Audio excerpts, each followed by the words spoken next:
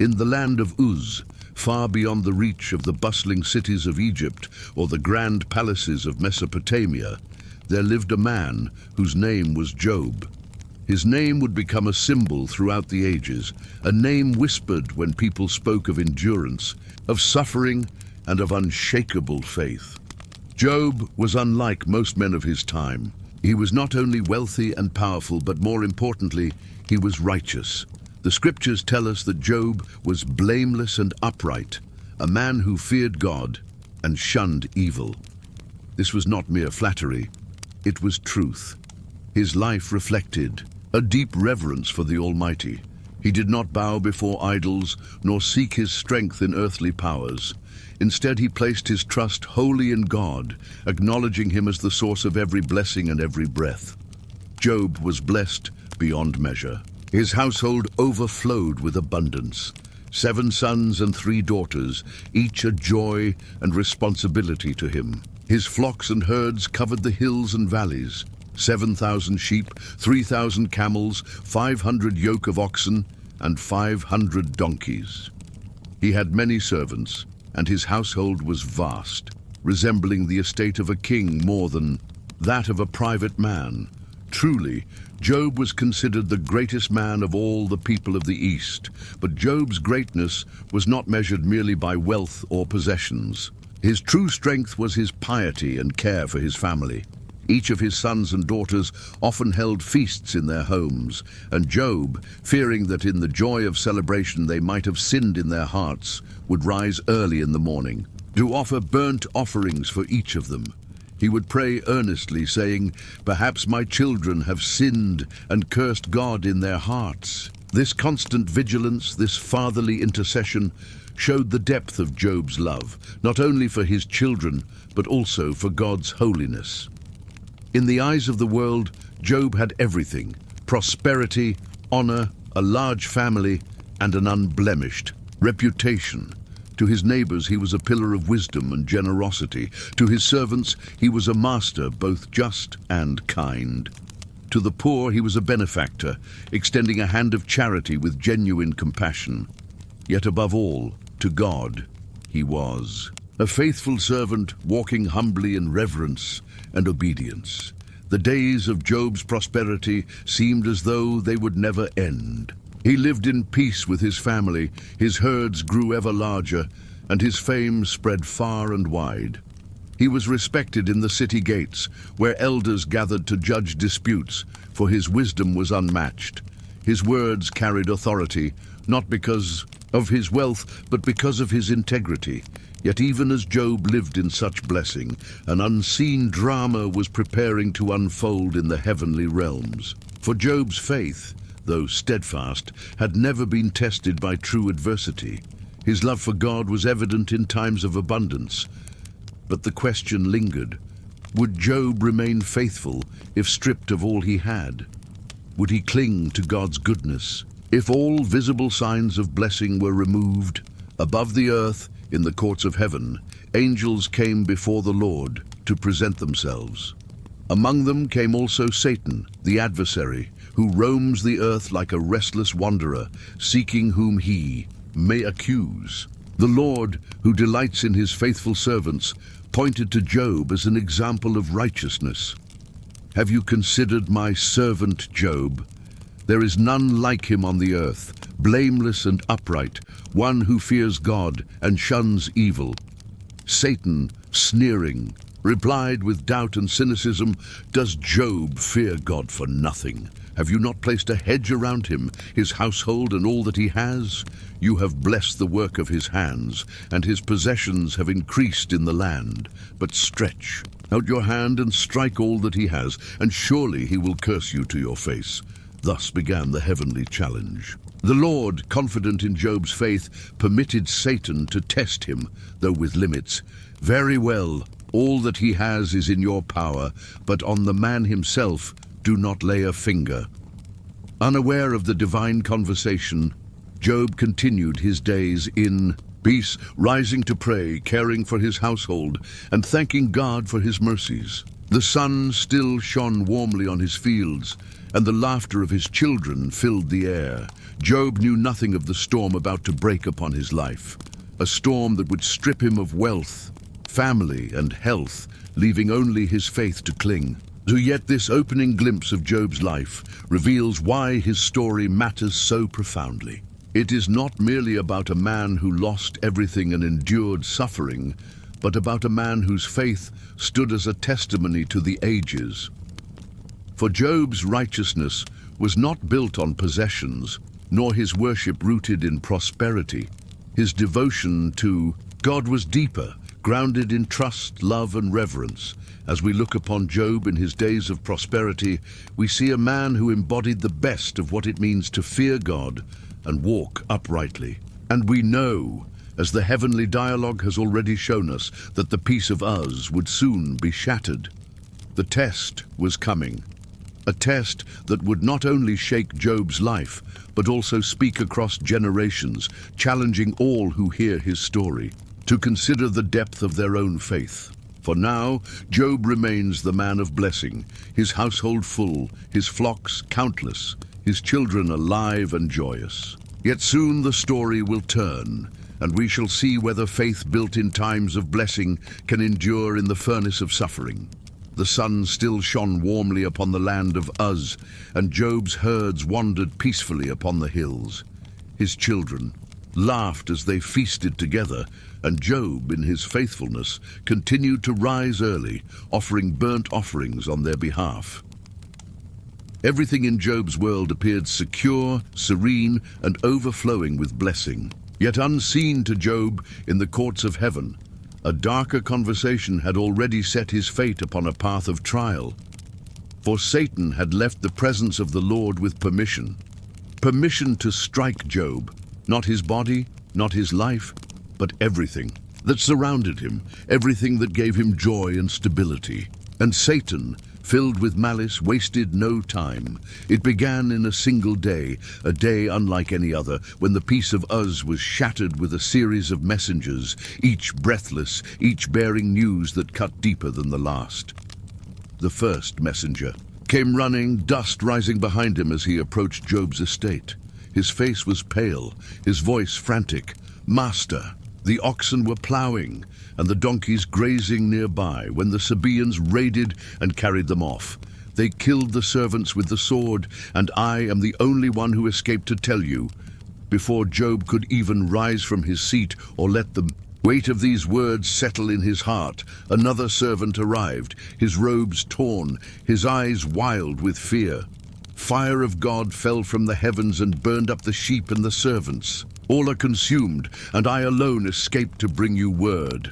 The sound of these two voices collided in Job's mind. Raiders from the south, fire from heaven.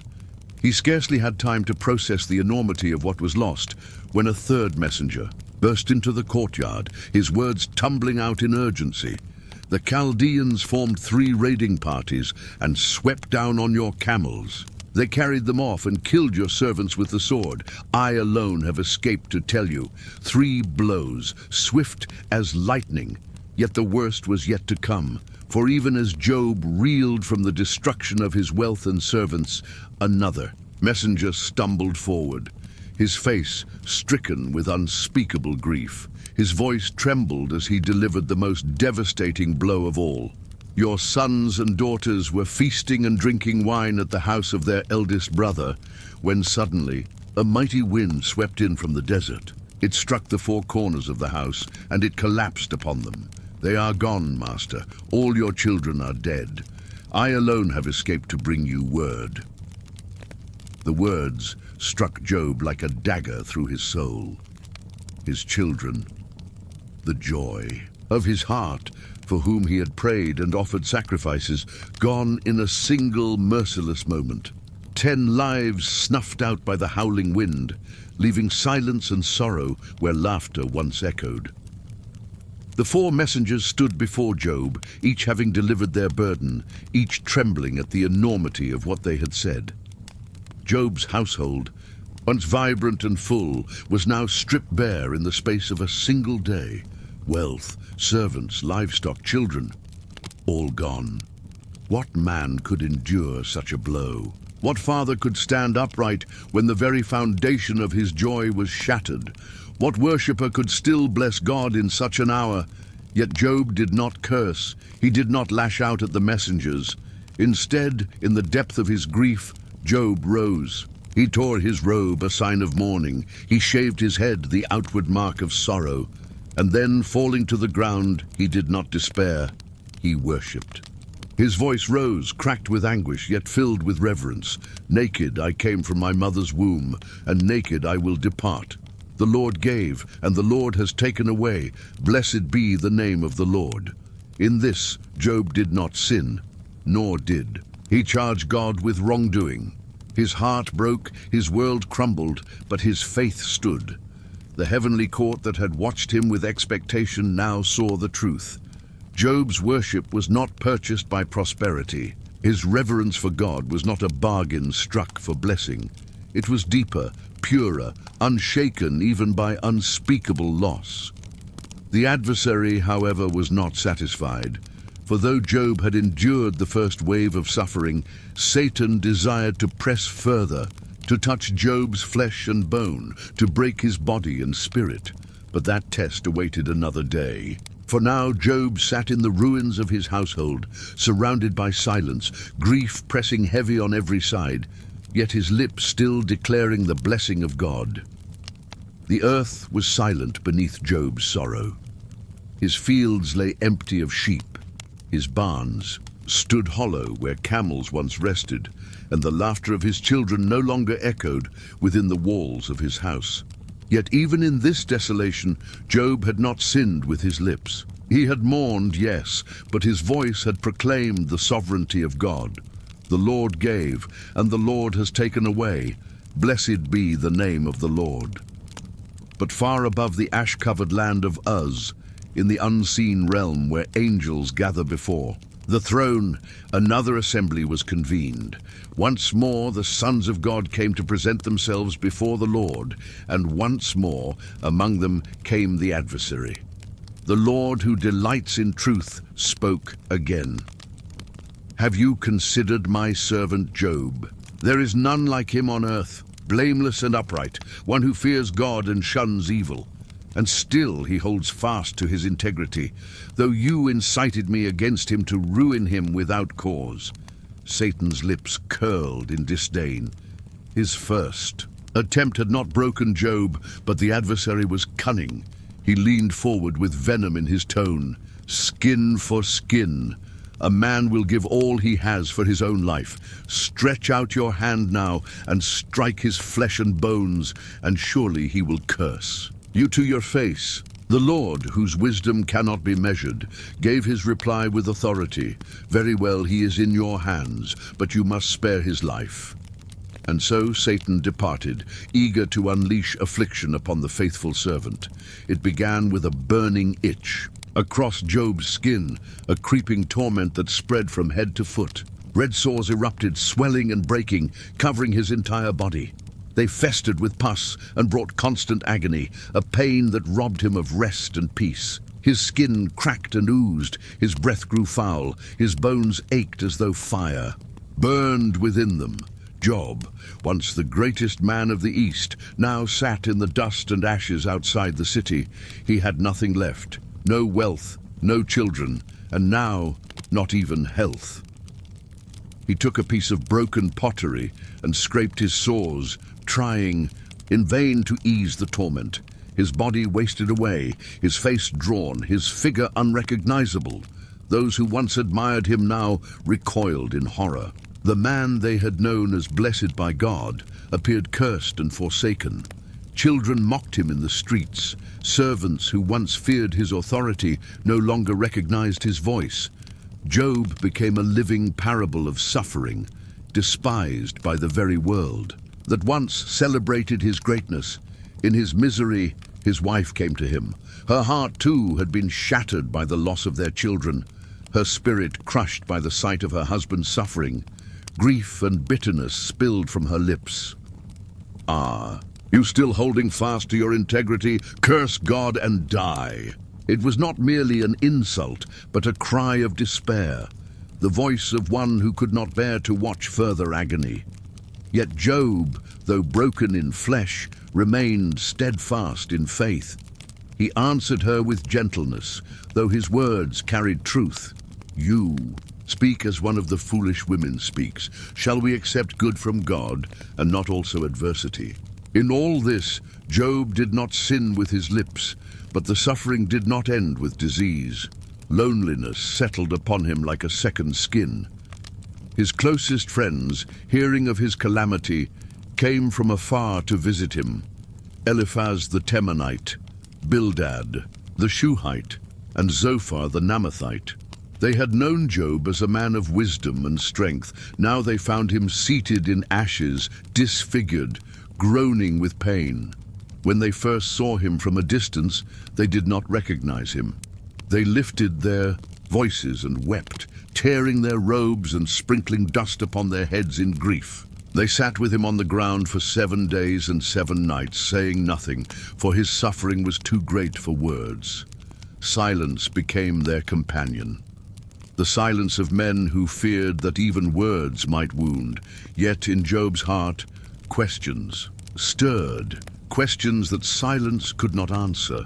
For though he had blessed the name of the Lord in loss, though he had endured in the furnace of affliction, the weight of his pain pressed down with relentless force.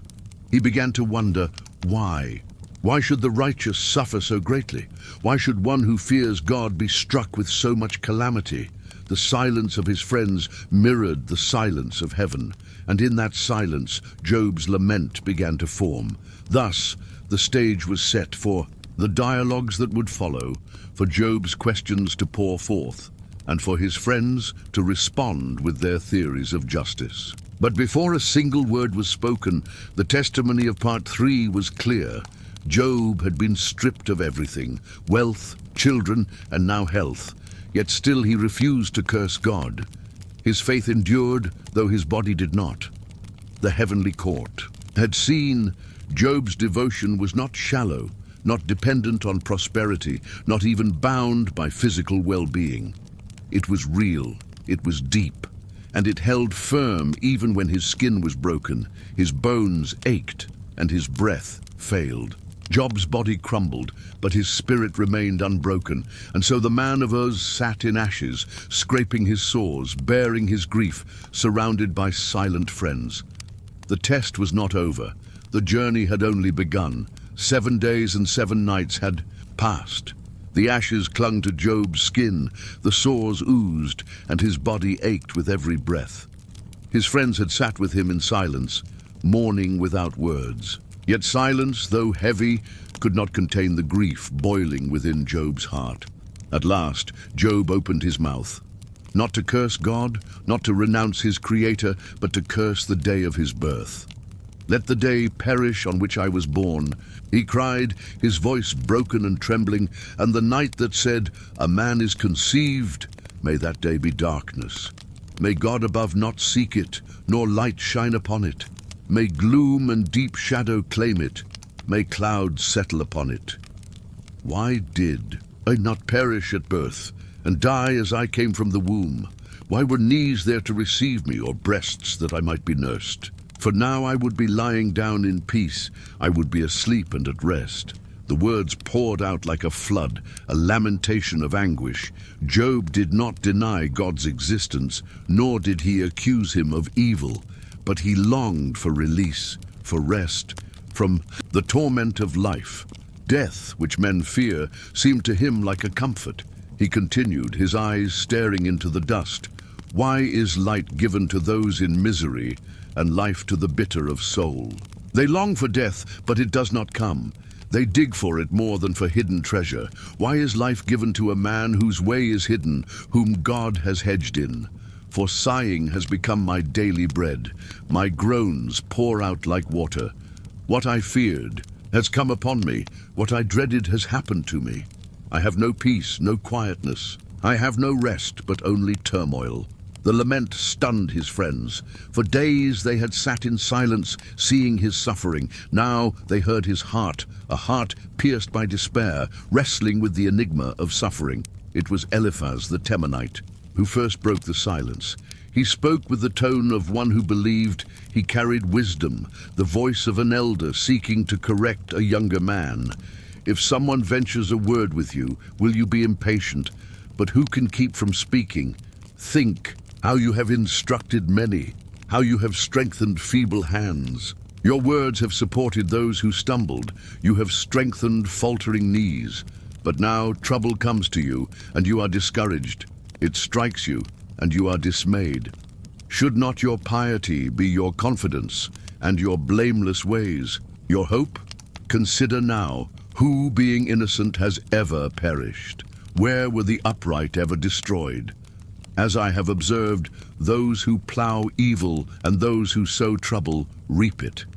At the breath of God they are destroyed. At the blast of his anger they perish.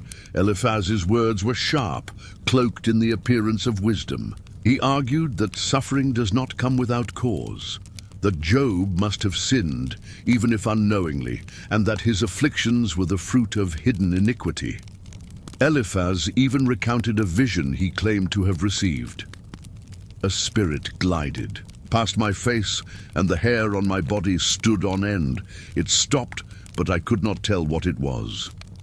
A form stood before my eyes, and I heard a hushed voice. Can a mortal be more righteous than God? Can even a strong man be more pure than his Maker? The message was clear. Job had no right to question, for God is always right, and if Job suffered, then surely some fault lay within him. Job listened, his sores burning, his heart aching, and when Eliphaz finished, Bildad the Shuhite followed. Bildad's tone was more direct, even harsh. How long will you say such things? Your words are a blustering wind. Does God pervert justice?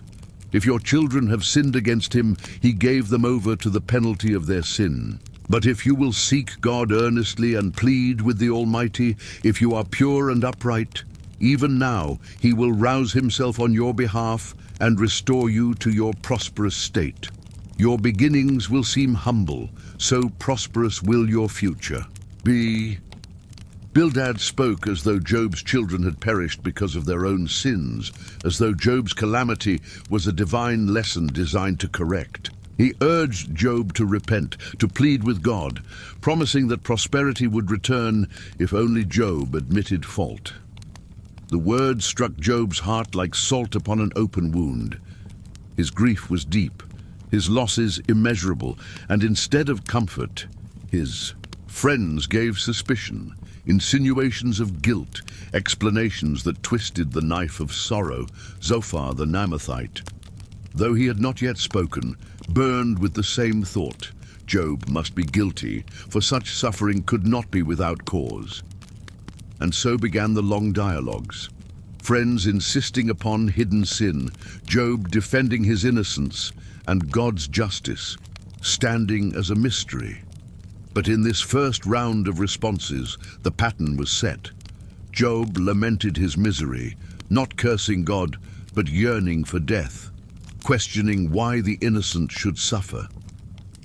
His friends, instead of lifting him, accused him.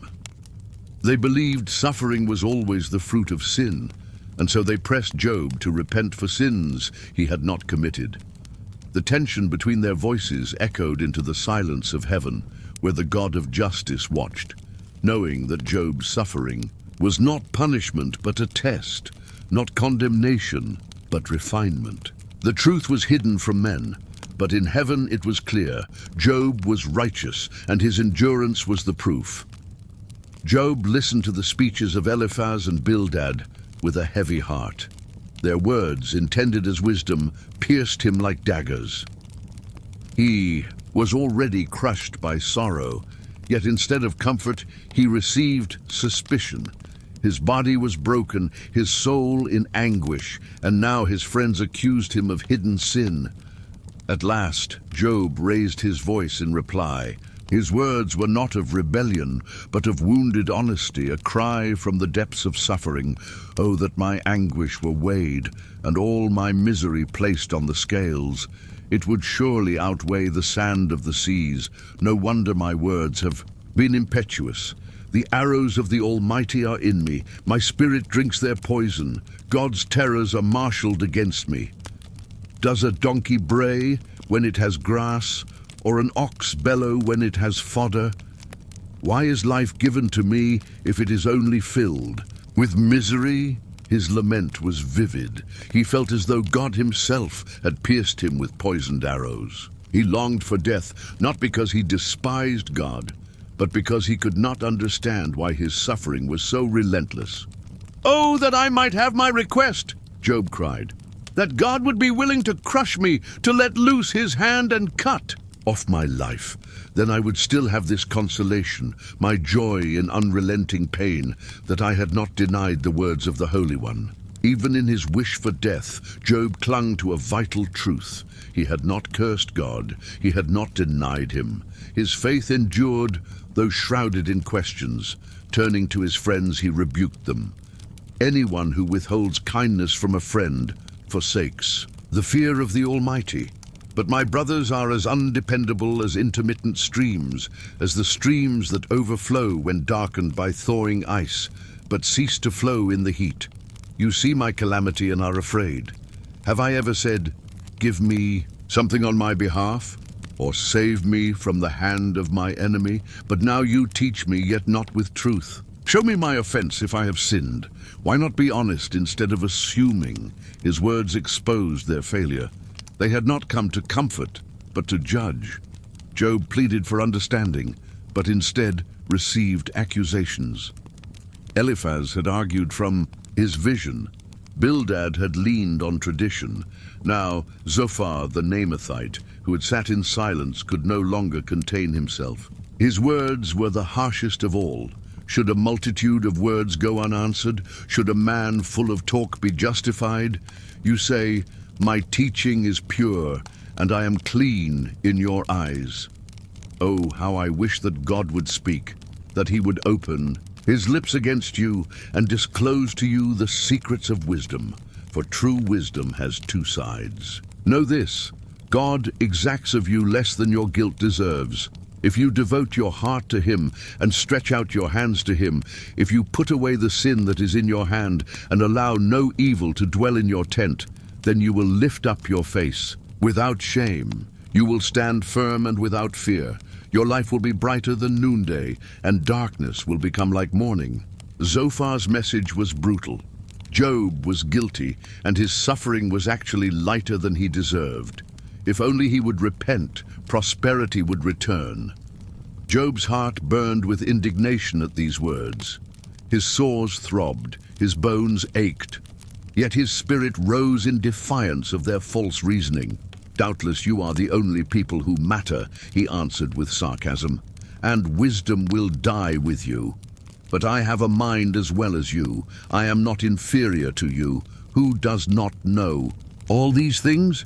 I have become a laughingstock to my friends, though I called on God, and he answered, a mere laughingstock, though righteous and blameless. Those who are at ease have contempt for misfortune, as the fate of those whose feet are slipping. But the tents of marauders are undisturbed, and those who provoke God are secure. Those God has in his hand. Job challenged their worldview. They had insisted suffering always follows sin, but Job pointed out that many wicked prosper while the innocent often suffer. He looked at the world and saw injustice, a contradiction to their simple explanations. "Ask the animals, and they will teach you," he said, "or the birds in the sky, and they will tell you. Speak to the earth, and it will teach you, or let the fish in the sea inform you. Which of all these does not know that the hand of the Lord has done this? In his hand is the life of every creature and the breath of all mankind." With eloquence, Job reminded them that God's sovereignty extends to all creation, but his purposes are beyond human comprehension. Then Job turned his words toward God, appealing directly.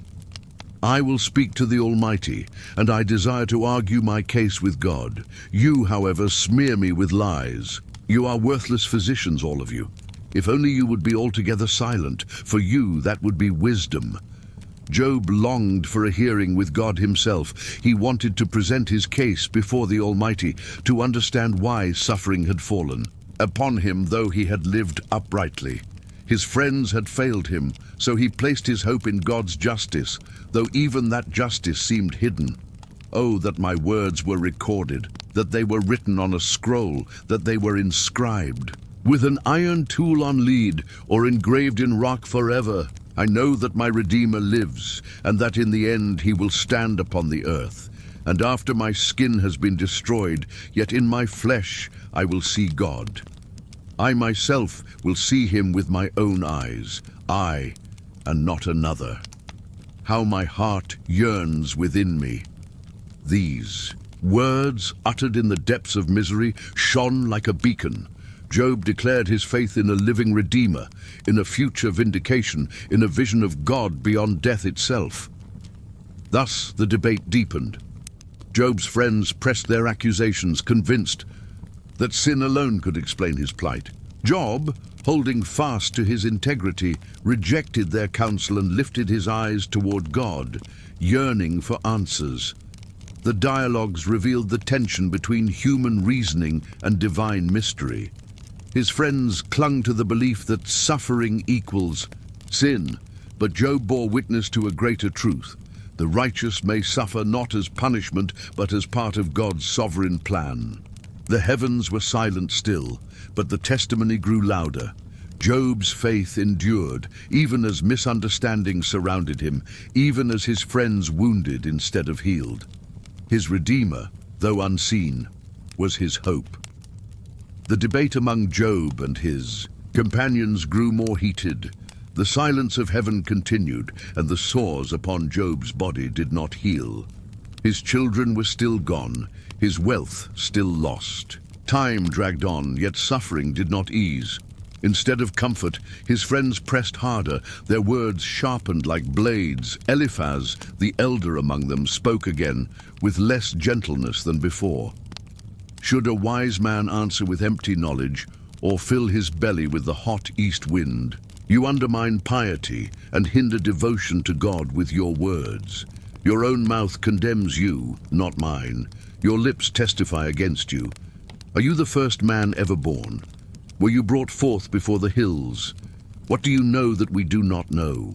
What insights do you have that we lack? Are God's consolations not enough for you, words spoken gently to you? Why has your heart carried you away? And why do your eyes flash, so that you vent your rage against God and pour out such words from your mouth? What are mortals, that they could be pure, or those born of woman, that they could be righteous? If God places no trust in his holy ones, if even the heavens are not pure in his eyes, how much less mortals who are vile and corrupt, who drink up evil like water? Eliphaz accused Job of arrogance, of daring to question God. He portrayed humanity as inherently corrupt, unworthy of righteousness. His words left little room for Job's claim to integrity. Bildad, following Eliphaz, spoke briefly but harshly. Dominion and awe belong to God. He establishes order in the heights of heaven. Can his forces be numbered? On whom does his light not rise? How then can a mortal be righteous before God? If even the moon is not bright and the stars are not pure in his eyes, how much less a mortal who is but a maggot, a human being who is only a worm? The cruelty of Bildad's description cut deep. He reduced Job, and indeed all humanity, to worms before the grandeur of God. Job listened, his body trembling with pain, his soul weary of their accusations. But his spirit, though crushed, refused to surrender. He raised his voice once more, a cry that mingled defiance, lament, and a yearning for divine justice. How long will you torment me and crush me with words? 10 times now you have reproached me, shamelessly you attack me. If it is true that I have gone astray, my error remains my concern alone. If you truly exalt yourselves above me and use my humiliation against me, then know that God has wronged me and drawn his net around me. Though I cry, violence, I get no response. Though I call for help, there is no justice. He has blocked my way so I cannot pass. He has shrouded my paths in darkness. He has stripped me of my honor and removed the crown from my head. He tears me down on every side till I'm gone. He uproots my hope like a tree. His anger burns against me. He counts me among his enemies. He has alienated my family from me. My acquaintances are completely estranged from me. My relatives have gone away. My closest friends have forgotten me. My guests and my female servants count me a foreigner. They look upon me as a stranger.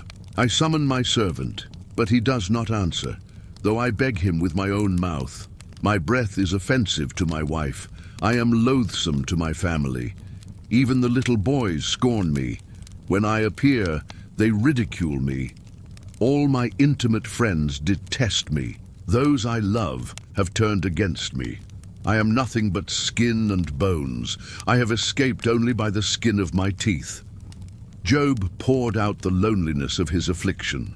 Not only had he lost wealth and health, but now even his relationships had collapsed. The one who once was honored and respected was now despised, mocked, and abandoned.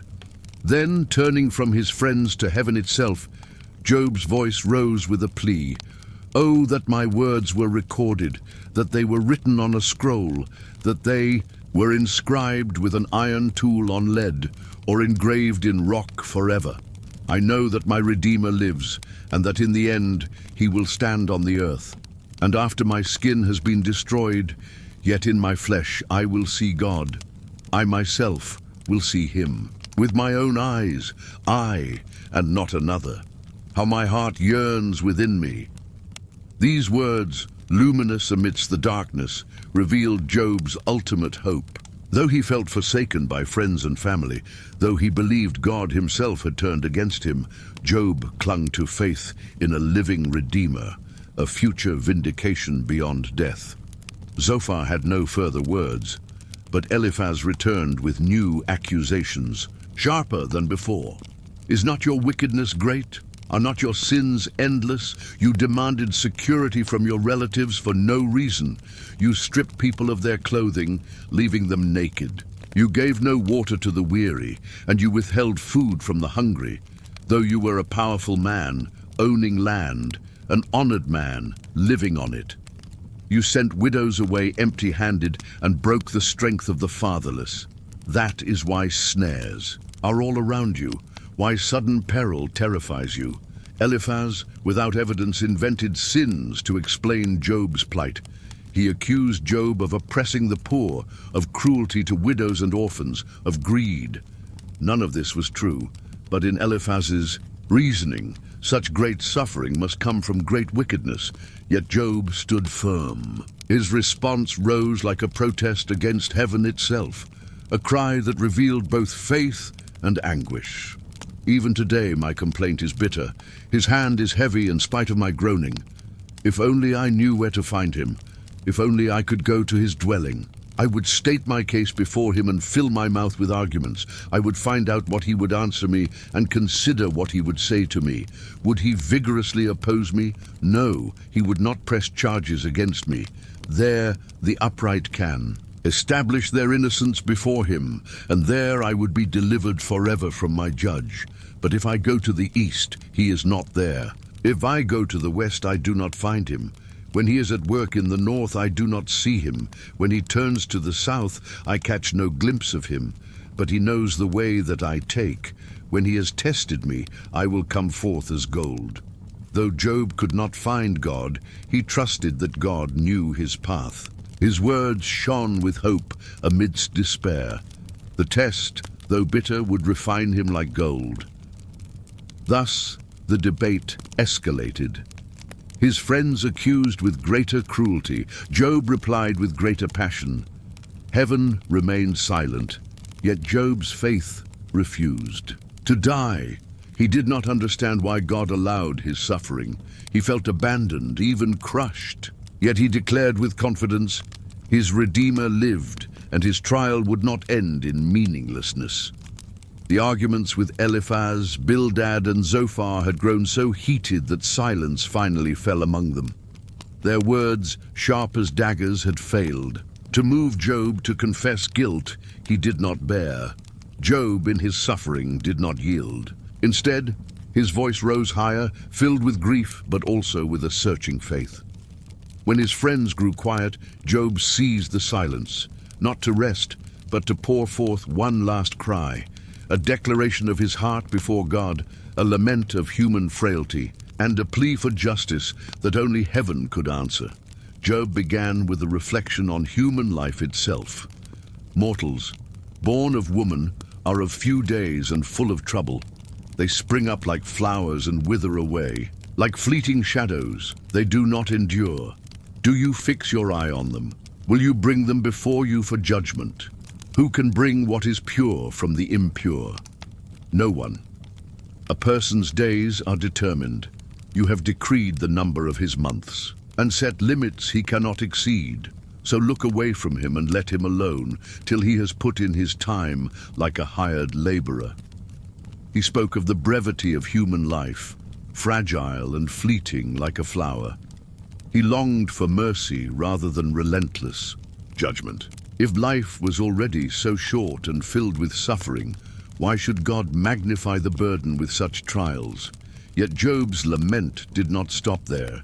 He contrasted the hope of a tree which, though cut down, may sprout again, with the hopelessness of man who, once dead, lies still in the dust. But a man dies and is laid low. He breathes his last and is no more. As water disappears from the sea or a riverbed becomes parched and dry, so he lies down and does not rise. Till the heavens are no more, people will not awake or be roused from their sleep. Still, even in this grim reflection, Job's yearning hope broke through. If only you would hide me in the grave and conceal me till your anger is past. If only you would set me a time and then remember me. You will call and I will answer you. You will long for the creature your hands have made. Here, Job glimpsed a hope beyond the grave, that God would one day call and Job would answer, resurrected from death itself. It was a faint vision of eternity, a whisper of resurrection faith amidst despair. But his friends' accusations still stung his spirit, and Job turned again against their false charges.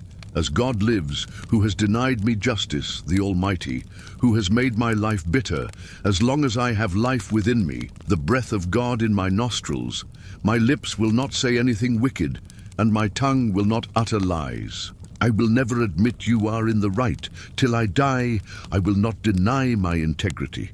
I will maintain my innocence and never let go of it. My conscience will not reproach me as long as I live. Here, Job swore an oath of innocence. No matter the cost, no matter the accusations, he would not confess to sins he had not committed. His suffering was real, but it was not a punishment for hidden wickedness, as his companions claimed. Then, as if turning from men to the heavens themselves, Job raised his eyes. Oh, that I had someone to hear me. I sign now my defense. Let the Almighty answer me. Let my accuser put his indictment in writing. Surely I would wear it on my shoulder. I would put it on like a crown. I would give him an account of my every step. I would present it to him as to a ruler. This was Job's ultimate cry, for God himself to answer.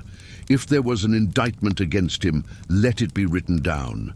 If Job was guilty, let the Almighty present the charges. Job, with confidence born of integrity, declared he would bear such a book of charges like a crown, knowing it would prove his righteousness.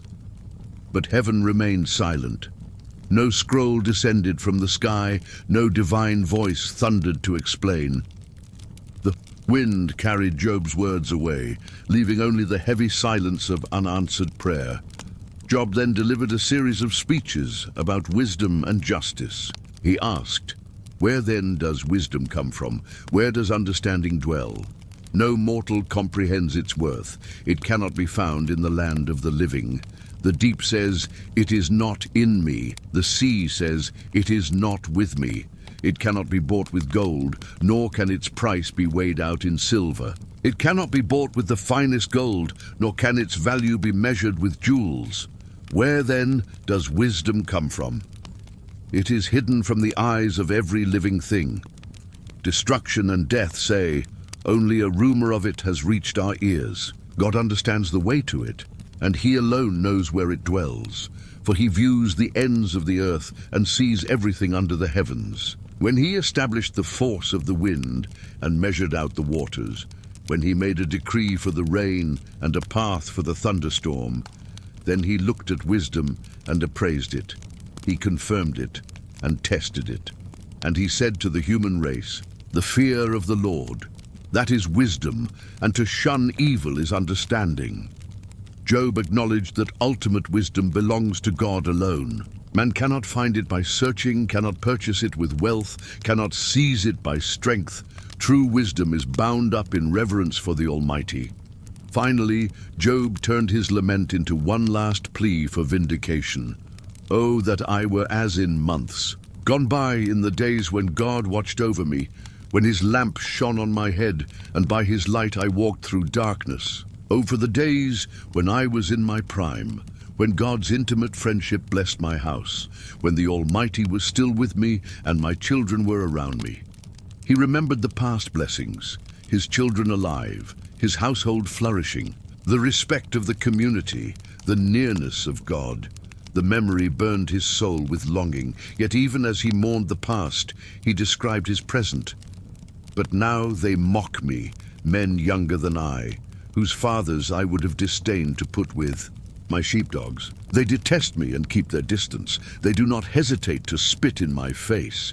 Now that God has unstrung my bow and afflicted me, they throw off restraint in my presence.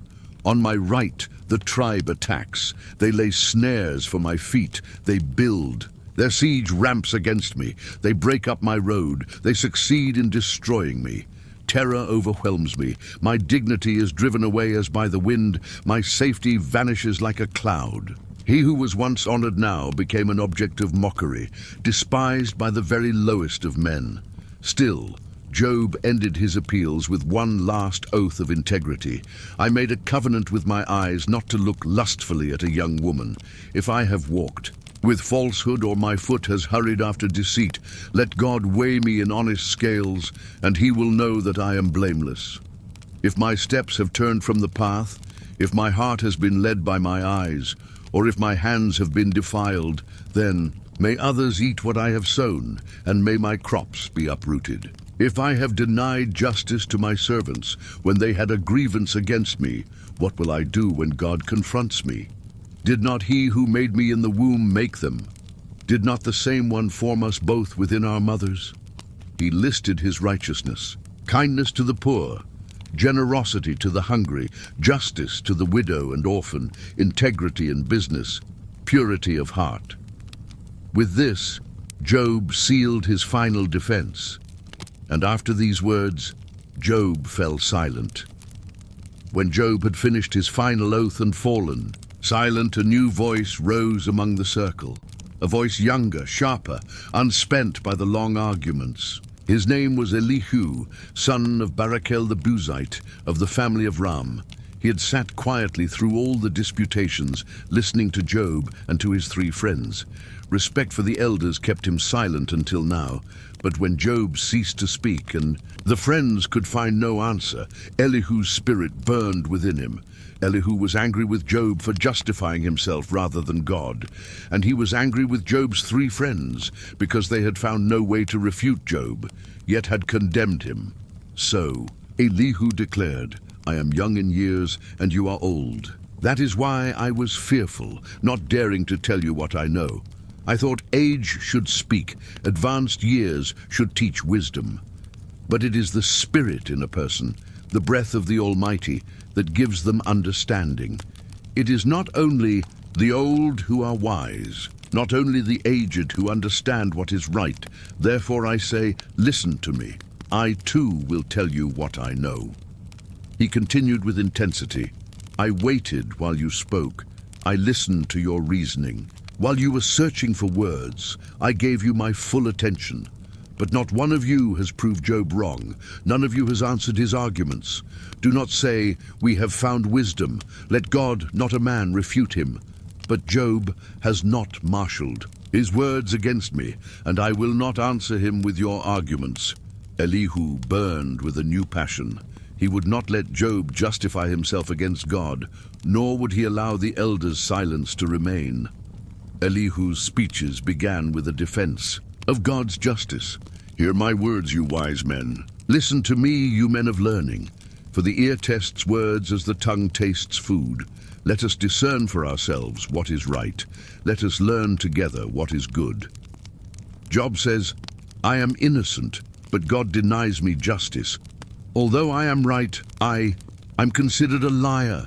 Although I am guiltless, his arrow inflicts an incurable wound. Who is like Job, who drinks scorn like water? He keeps company with evildoers. He associates with the wicked. For he says, there is no profit in trying to please God.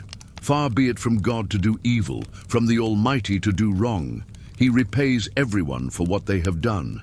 He brings on them what their conduct deserves. It is unthinkable that God would do wrong, that the Almighty would pervert justice. Who appointed him over the earth? Who put him in charge of the whole world? If it were his intention, and he withdrew his spirit and breath, all humanity would perish together, and mankind would return to the dust." Elihu thundered that God is perfectly just. The problem was not divine injustice, but human misunderstanding. Next, Elihu turned Job's attention upward. "Look up at the heavens and see. Gaze at the clouds so high above you. If you sin, how does that affect him? If your sins are many, what does that do to him? If you are righteous, what do you give to him, or what does he receive from your hand? Your wickedness only affects humans like yourself, and your righteousness only other people. Men cry out under a load of oppression. They plead for relief from the arm of the powerful. But no one says, 'Where is God, my Maker, who gives songs in the night, who teaches us more than he teaches the beasts of the earth, and makes us wiser than the birds in the sky?' He does not answer when people cry out because of the arrogance of the wicked. Indeed, God does not listen to their empty plea. The Almighty pays no attention to it. How much less then will he listen when you say that you do not see him, that your case is before him, and you must wait for him?" Elihu rebuked Job gently but firmly. The Almighty is not indifferent, but his greatness transcends man's limited vision. God governs the universe in wisdom, and man must learn to trust his unseen purposes. Unlike the three friends, Elihu did not claim Job's suffering was punishment for secret sin. Instead, he proposed another view, suffering as divine discipline, a way God teaches and refines his children. God does all these things to a person twice, even 3 times, to turn them back from the pit, that the light of life may shine on them. God is mighty, but despises no one. He is mighty and firm in his purpose. He does not keep the wicked alive, but gives the afflicted their rights. He does not take his eyes off the righteous. He enthrones them with kings and exalts them forever. But if people are bound in chains, held fast by cords of affliction, he tells them what they have done, that they have sinned arrogantly. He makes them listen to correction and commands them to repent of their evil. If they obey and serve him, they will spend the rest of their days in prosperity and their years in contentment. But if they do not listen, they will perish by the sword and die without knowledge. In Elihu's eyes, suffering could be God's instrument of correction, not a final judgment, but a call to deeper faith. Elihu's speeches grew into a storm of imagery, as if his words prepared the way for the coming voice of God. God's voice thunders in marvelous ways. He does great things beyond our understanding. He says to the snow, "Fall on the earth," and to the rain shower, "Be a mighty downpour." So that everyone he has made may know his work, he stops all people from their labor. The animals take cover. They remain in their dens. The tempest comes out from its chamber, the cold from the driving winds. The breath of God produces ice, and the broad waters become frozen. He loads the clouds with moisture. He scatters his lightning through them. At his direction they swirl around over the face of the whole earth to do whatever he commands them. He brings the clouds to punish people or to water his earth and show his love. Listen to this, Job. Stop and consider God's wonders. Do you know how God controls the clouds and makes his lightning flash? Do you know how the clouds hang poised, those wonders of him who has perfect knowledge? You who swelter in your clothes when the land lies hushed under the south wind, can you join him in spreading out the skies, hard as a mirror of cast bronze? Tell us what we should say to him. We cannot draw up our case because of our darkness. Should he be told that I want to speak, would anyone ask to be swallowed up?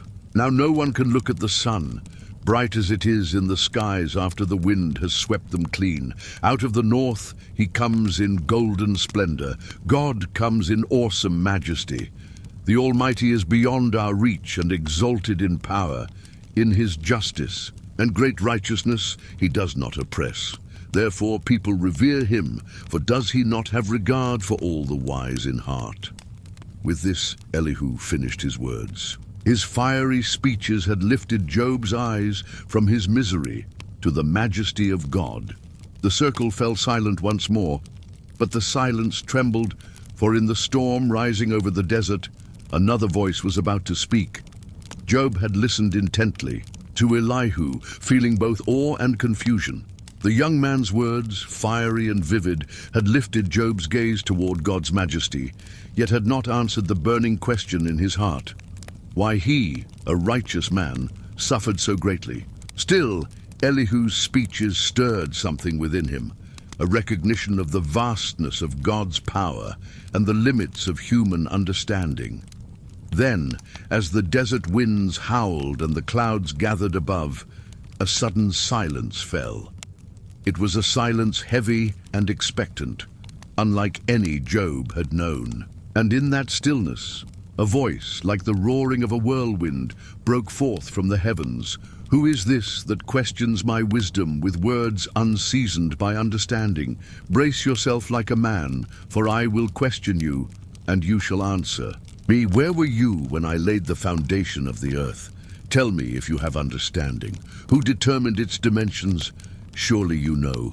Who stretched the line upon it? On what were its bases sunk, or who laid its cornerstone? When the morning stars sang together, and all the sons of God shouted for joy. Job trembled as he listened. The voice was not angry in the petty sense, but it carried the weight of infinite authority. Every word seemed to shake the heavens and the earth. He could not respond immediately. His mouth was dry, his heart racing, his mind struggling to comprehend. Have you commanded the morning since your days began? Have you caused the dawn to know its place, that it might take the earth by the edges and shake the wicked out of it? It turns like clay under the seal. It is changed like garments. Have you entered the springs of the sea, or walked in the recesses of the deep? Have the gates of death been revealed to you, or have you seen the gates of the shadow of death? Do you know the expanse of the earth? Tell me if you know it all. Job, humbled and awed, could barely find his voice. He answered softly, Behold, I am of small account. What can I answer you? I put my hand over my mouth. I spoke once, but I will not answer. Twice, but I will proceed no further. The voice continued, painting images of creation beyond human comprehension. The stores of snow and hail, the paths of lightning, the constellations in the sky, the creatures that swim, fly, and roam the earth, each designed with divine precision. God described the Leviathan and the Behemoth, marvelous creatures of strength and power, beyond Job's capacity to master or understand. Can you draw out Leviathan with a hook, or press down his tongue with a cord? Can you put a rope in his nose, or pierce his jaw with a hook? Will he make a covenant with you to be at your service forever? Will you play with him as with a bird? Do you have strength like his strength? Will your might reach his fearsome pride? Job could only gasp. He realized the vastness of God's creation and the infinitesimal place of man within it. He had argued and questioned, but now he understood the gulf between human perception and divine wisdom. I know that you can do all things. No purpose of yours can be thwarted. Who am I to question you? I spoke of things I did not understand, things too wonderful for me which I did not know. Therefore I despise myself and repent in dust and ashes. The voice of God had spoken, and Job had listened. Humility and awe filled his heart. He understood that while he could not see the reason for his suffering, he could trust in the wisdom and justice of the Almighty. In the days that followed, God restored Job's fortunes. His family returned, his children were blessed, and his wealth doubled. God gave Job long life greater than before and honored him for his steadfast faith. Job's friends, who had spoken falsely about him, were commanded to offer sacrifices, and Job interceded for them, demonstrating mercy even after years of misunderstanding.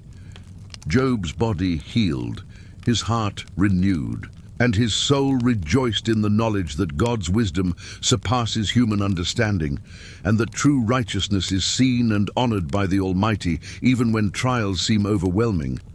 After years of suffering, mourning, and debate, Job's life entered a new chapter. The whirlwind had passed, the voice of God had spoken, and Job's heart had been humbled and enlightened. The lessons of pain, endurance, and divine wisdom were etched into his soul, leaving him transformed forever. Job rose from the ashes of despair, not only restored in health and wealth, but renewed in spirit. His friends, Eliphaz, Bildad, and Zophar, had been corrected through their false accusations. God commanded them to offer sacrifices, and Job, in a demonstration of extraordinary mercy, interceded on their behalf. Forgiveness flowed where condemnation had once reigned. Job's family returned. His daughters, previously unnamed, were now given special honor for their beauty, and the blessings of inheritance were shared with them alongside their brothers. All of Job's previous wealth was restored and doubled. His livestock, servants, and flocks flourished more than ever before. The community that had once whispered against him now looked upon him with awe and respect. Yet it was not merely restoration that defined Job's latter days. Through the trials, Job had learned the value of steadfast faith, humility, and patience. He had spoken boldly, questioned deeply, and suffered greatly, yet he had never cursed God.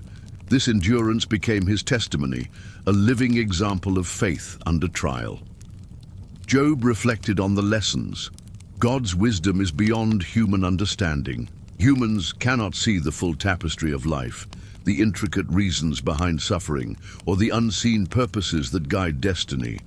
What may seem injustice or misfortune may, in God's design, lead to refinement, insight, or a greater good. Through suffering, Job had discovered humility. No longer did he presume to understand the depths of divine wisdom. He acknowledged that his knowledge was limited and his understanding partial. To speak without comprehension is human. To trust without seeing is divine. He also grasped the importance of mercy and intercession. Even toward those who had wronged him, Job extended forgiveness. He prayed for his friends, demonstrating that love and compassion must outlast anger and bitterness. Integrity in action, even when misunderstood, reflects true faith. Job's later life was marked by joy, peace, and reverence. He had lived long enough to see 4 generations of his descendants. The experience of suffering and restoration gave him wisdom that no wealth could buy. His children and grandchildren grew up in the knowledge that their father had faced the storm and remained faithful. In quiet reflection, Job often recalled the days when sorrow had weighed him down. He remembered the whispers of friends, the mockery of strangers, the pain that racked his body, and the loss of his children. Yet, through all, he never ceased to seek God's presence. And in that seeking, he found more than answers. He found God himself, a redeemer, a source of hope beyond comprehension.